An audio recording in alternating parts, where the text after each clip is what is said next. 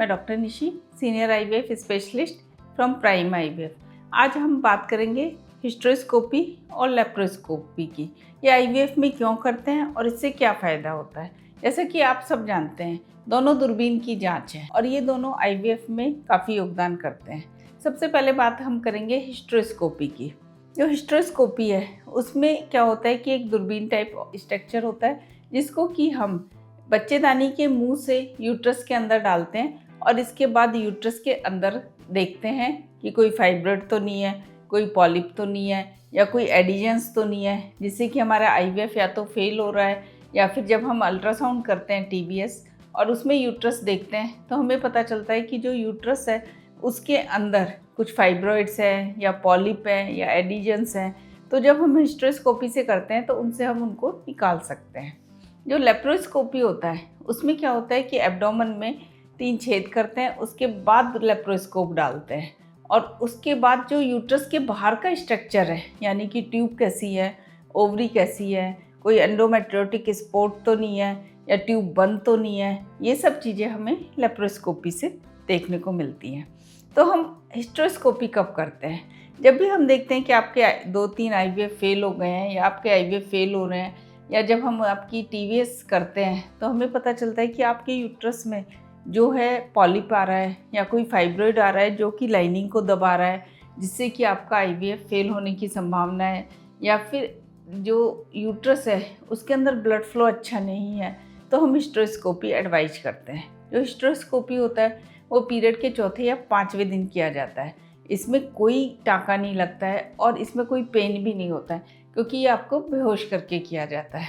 इसमें यूट्रस जो बच्चेदानी का मुंह होता है, वेजाइना होती है, वहाँ से हिस्टेरोस्कोप एक पतली सी नली होती है, उसको ले जाया जाता है, उस पर कैमरा लगा होता है और आप देख सकते हैं कि जो बच्चेदानी के अंदर का स्ट्रक्चर है वो कैसा है, पेल तो नहीं है या उसमें ब्लड फ्लो ठीक है। इसके अलावा अगर पॉलिप होता है तो वो भी बिना किसी उसके आप कट करके निकाल सकते हैं, यानी कि आपको कोई चीरा या टाँका नहीं लगाना है।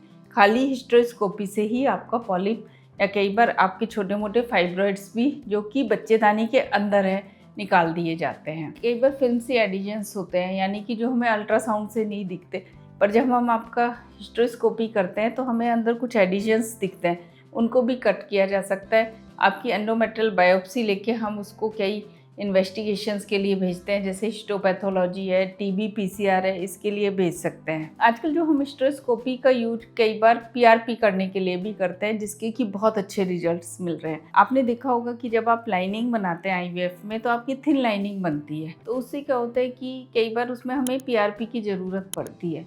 तो हिस्टेरोस्कोप के द्वारा जो हम पीआरपी यानी कि जो ग्रोथ हार्मोन्स डालते हैं लाइनिंग में, वो लाइनिंग को बढ़ाने में, थिक करने में अच्छी भूमिका निभाते हैं। तो हिस्टेरोस्कोप से हम पीआरपी भी कर रहे हैं आजकल। अब बात करते हैं लेप्रोस्कोपी की।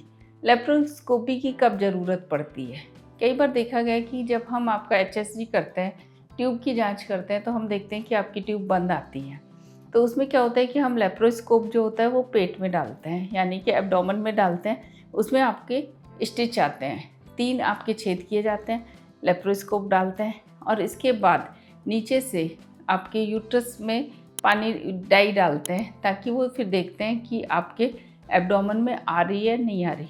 तो ये एक स्टैंडर्ड टेस्ट है जिससे कि हमें पता चलता है आपकी ट्यूब खुली है या बंद है। कई बार हिस्टेरोस्कोप में आपकी ट्यूब को खोला भी जाता है।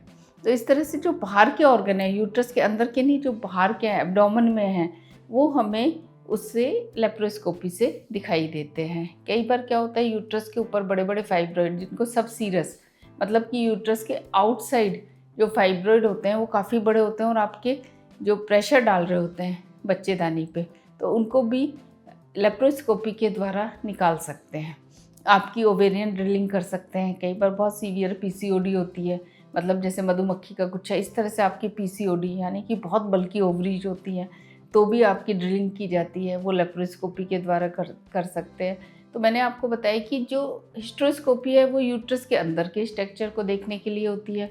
जो लेप्रोस्कोपी है वो यूट्रस के बाहर, यानी कि आपके एब्डोमेन में, कि आपकी ओवरी कैसी हैं, ट्यूब कैसी है, ट्यूब पे कुछ फॉलिकल्स तो नहीं है, ट्यूबरकल तो नहीं है या ट्यूब बंद तो नहीं है। इसके अलावा जो यूट्रस के बाहरी एंडोमेट्रियोटिक स्पॉट तो नहीं है, क्योंकि ये सब क्या करते हैं, आपकी फर्टिलिटी को कम करते हैं। तो इन सब के उसको हम क्वाट्री कर सकते हैं, एंडोमेट्रियोटिक स्पॉट को। तो इस तरह से जो हिस्ट्रोस्कोपी और लेप्रोस्कोपी है, आपकी फर्टिलिटी को बढ़ा देते हैं। जो रुकावटें आ रही होती हैं आपको कंसीव करने में, उनको दूर करने में हेल्प करते हैं। तो हिस्ट्रोस्कोपी और लेप्रोस्कोपी, इससे संबंधित कोई भी आपका क्वेश्चन है तो आप सजेशन बॉक्स में जाके मुझसे पूछ सकते हैं या मुझे ईमेल कर सकते हैं।